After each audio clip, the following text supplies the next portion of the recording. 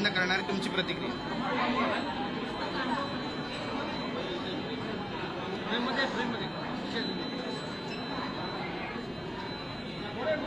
खरं म्हणजे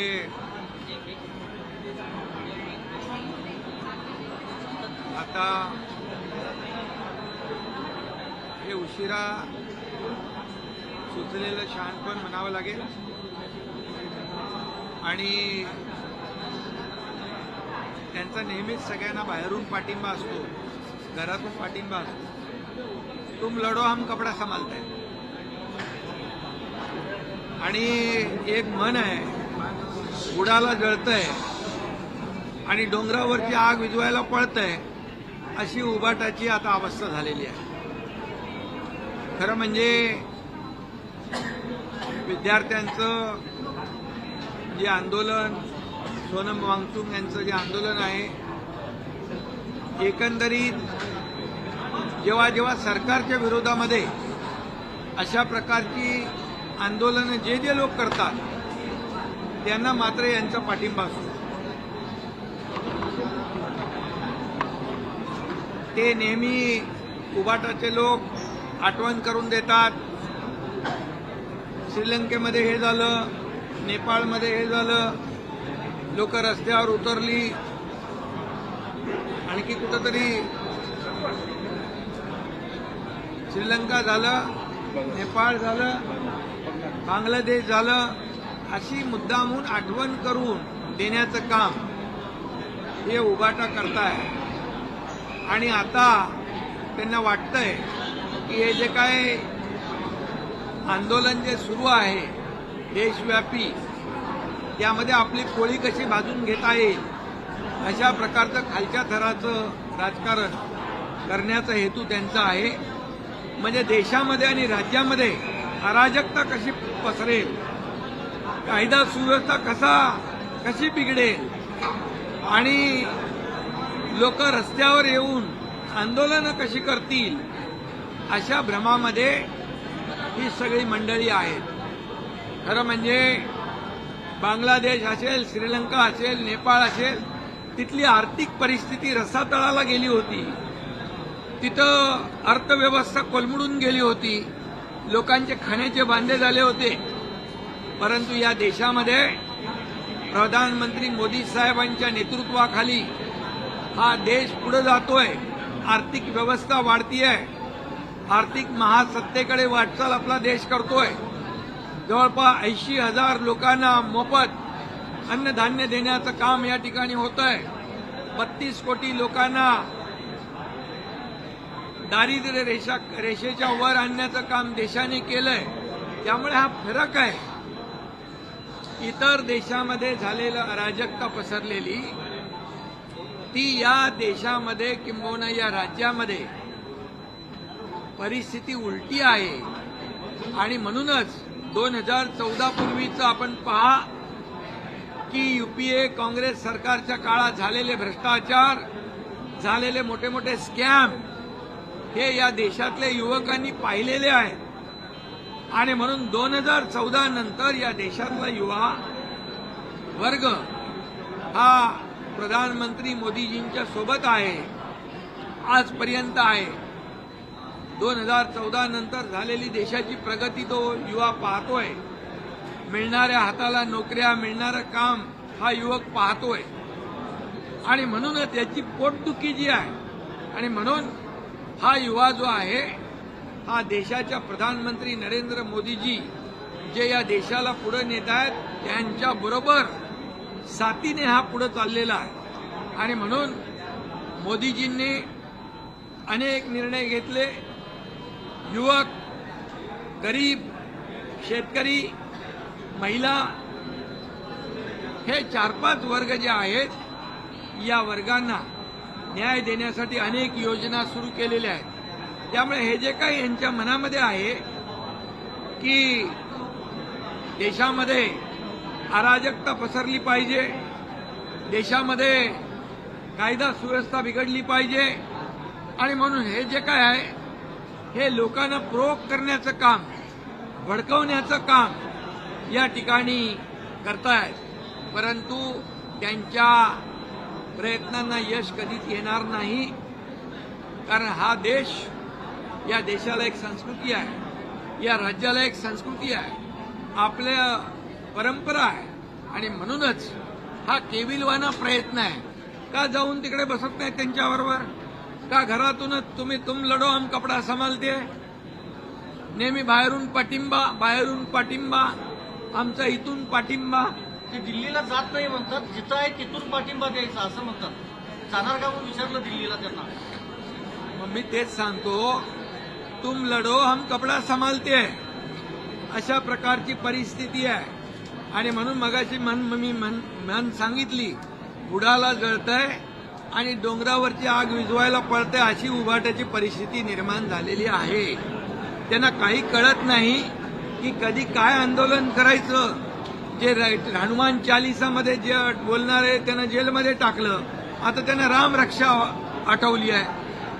आता त्यांना कळलंय की जो राम का नहीं वो किसी काम का नहीं, म्हणून राम रक्षा सुरू होती आहे. आणि म्हणून मी बोललोय विधान परिषदेमध्ये. परंतु मी आपल्याला एवढंच सांगतो, किती काही केलं तरी सुद्धा, किती हिंदुत्वाचा हाव आणला तरी सुद्धा, हिंदुत्व त्यांनी बाळासाहेबांचे विचार सोडले तेव्हाच सुटलेला आहे.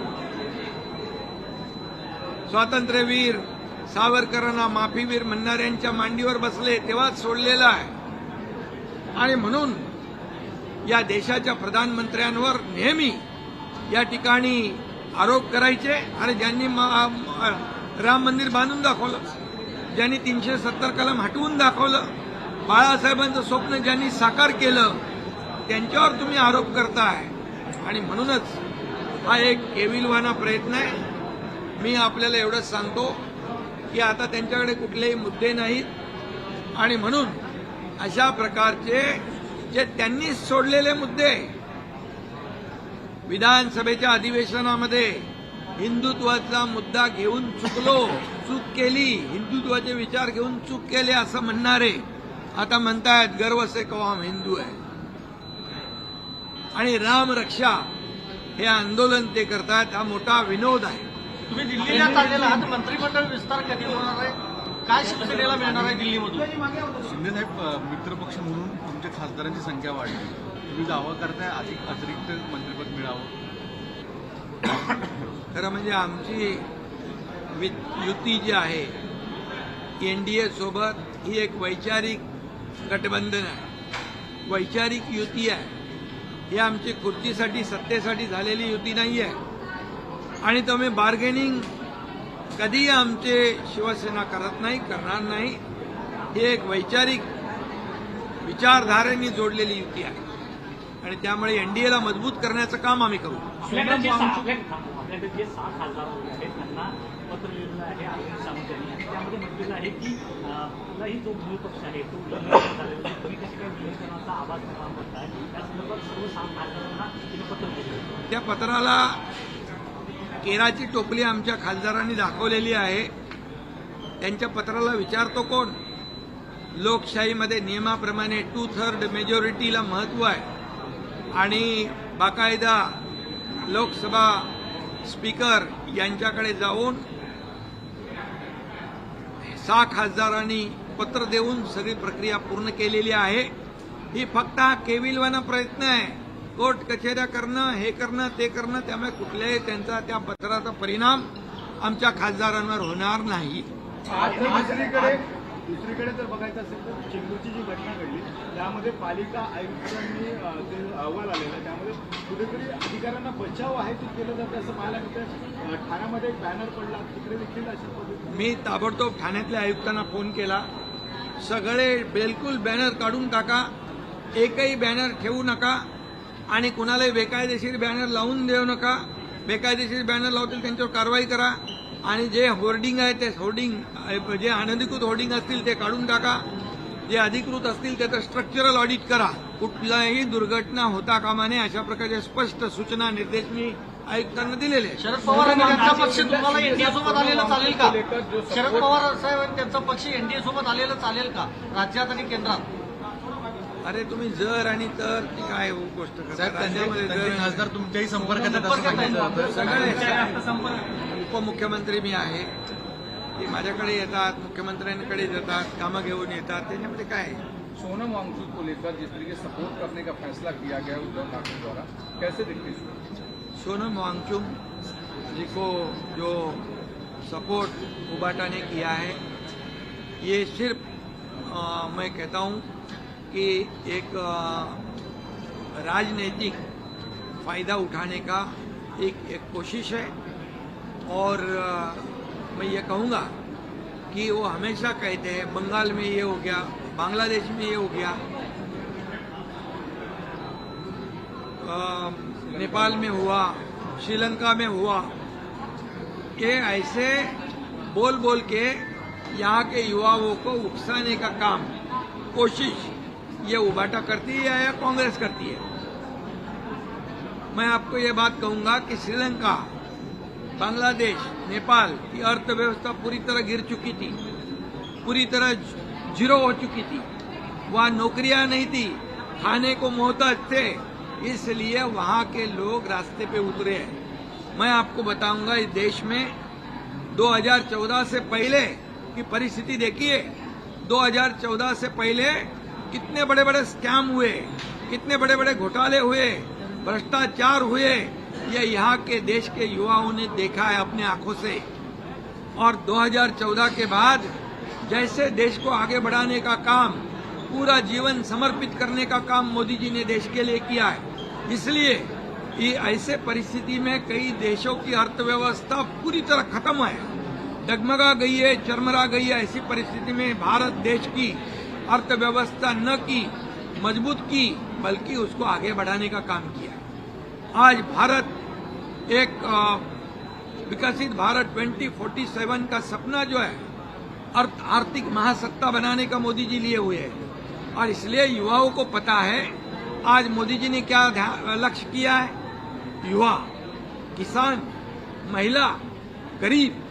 और इसलिए मैं कहूँगा हमारे देश की परिस्थिति बहुत ही मजबूत है और उन देशों से उल्टी है। और आज युवाओं के लिए कई योजनाएं, महिलाओं के लिए कई योजनाएं, किसानों के लिए कई योजनाएं, 80 करोड़ लोगों को मुफ्त में राशन देने का काम कौन कर रहा है? 32 करोड़ लोगों को गरीबी से ऊपर उठाने का काम किसने किया है? मोदी जी ने किया है। और ये देश की जनता भी जानती है और युवा वर्ग भी जानता है। और इसीलिए वो जो चाहते हैं, वो जो सोचते हैं, उनके मन में एक सपना है कि जैसे अन्य देशों में ये अराजकता फैलाई, जैसे लॉ एंड ऑर्डर की परिस्थिति निर्माण हुई, वैसे यहाँ पर परिस्थिति निर्माण करने की कोशिश करना, ये भी देश के खिलाफ है, ये जनता के खिलाफ है, एक प्रकार का ये देशद्रोह है। और मैं कहूँगा, और इसीलिए खिलाफ बात करो, सरकार के खिलाफ बात करो, लेकिन लोगों को भड़का के ये उदाहरण देते, मिसाल देते हैं बांग्लादेश की, मिसाल देते हैं अपना नेपाल की, श्रीलंका की, क्या परिस्थिति है वहाँ की, देखिए जाकर। तो इस देश की परिस्थिति मजबूत है और युवा जो है यहाँ का मोदी जी के साथ है। ये कोई लाख कोशिश करे, कुछ भी ऐसी परिस्थिति निर्माण करने की कोशिश वो करते हैं, उसमें कामयाब नहीं होंगे।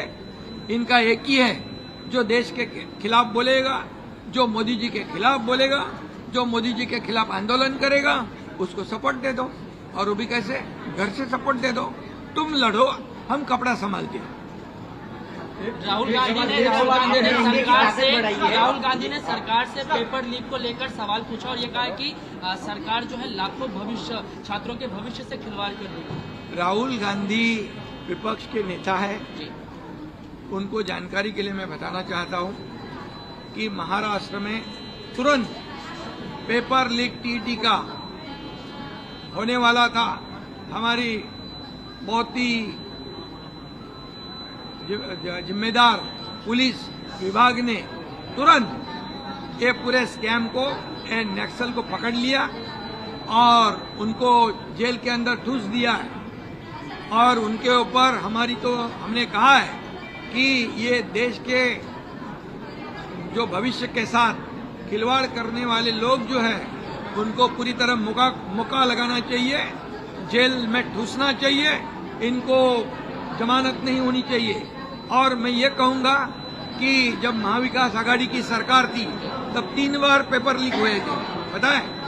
ये राहुल गांधी जी को याद आपके माध्यम से मैं करा रहा हूं। ये पेपर लीक होना, ये इसका समर्थन कोई भी नहीं कर सकता है, लेकिन उस वक्त सीटी, टीटी और हेल्थ की जो भर्ती थी उसमें पेपर लीक हुआ था। इसलिए इसके ऊपर पूरी तरह जांच हो रही है, एसआईटी बैठी है और पूरी तरह इसके ऊपर जो भी आरोपी है एक को भी बख्शा नहीं जाएगा।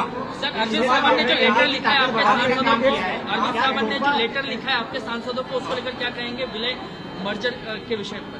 देखिए, हमारे 7-6 सांसद जो आए हैं उन्होंने पूरी तरह जो कार्रवाई होती है, संसदीय कार्रवाई होती है, लेजिस्लेचर कार्रवाई होती है, प्रक्रिया होती है, वो पूरी तरह पूरी करी है। लोकसभा के स्पीकर के सामने जाकर 2/3 मेजोरिटी के साथ उन्होंने शिवसेना ज्वाइन की हुई है। इसलिए ये कोई नोटिस वोटिस का असर हमारे सांसदों पे होने वाला नहीं, शिवसेना के ऊपर होने वाला नहीं। वो लेटर उन्होंने हमारे सांसदों ने फाड़ के टोकरी में फेंक दिया है, उसका कोई वजूद नहीं है। मंत्रिमंडल विस्तार को लेकर के इस तरीके से देख रहे हैं, क्योंकि केंद्र में आपकी ताकत अब बढ़ी है और एनडीए में बड़े पार्टनर के तौर पर आप हैं। देखिए, केंद्र में हमारी ताकत नहीं, एनडीए की ताकत बढ़ी है। हमारे प्रधानमंत्री नरेंद्र मोदी जी की ताकत को हमें बढ़ाना है। उनकी ताकत बढ़ी तो देश की ताकत बढ़ेगी। इसलिए हमारा एजेंडा जो है ये बार्गेनिंग करना, हमारे इतने बढ़ गए तो हमें ये चाहिए, वैसे बोले, वैसे शिवसेना नहीं है। शिवसेना बाला साहब ठाकरे जी के विचार वाली शिवसेना है, एक विचारधारा से जुड़ी है और ये विचारधारा से जुड़ी है। इसलिए हमारा जो एजेंडा है इस देश का विकास, इस महाराष्ट्र का विकास। इसलिए जो मोदी जी देश को आगे बढ़ा रहे उसे हमारे शिवसेना का पूरी तरह समर्थन है। सर, ठाणे होर्डिंग हादसे को लेकर क्या दिशा निर्देश आपने दिए हैं? ठाणे होर्डिंग के बारे में मैंने कमिश्नर को कहा है, कमिश्नर को कहा है कि किसी भी हालत में इलीगल होर्डिंग हटा दिए जाए और जो इलीगल है उसको निकाल दो, जो इलीगल लगाएंगे उसके ऊपर कार्रवाई करो और जितने होर्डिंग इलीगल है निकालने के बाद जो लीगल होर्डिंग है उसका स्ट्रक्चरल ऑडिट भी करो, ताकि बारिश में हवा में कोई गिरे नहीं होर्डिंग और कोई भी दुर्घटना ना हो। ऐसे स्पष्ट निर्देश मैंने आयुक्त जी को कल ही दिए हैं। 17 दिवसीय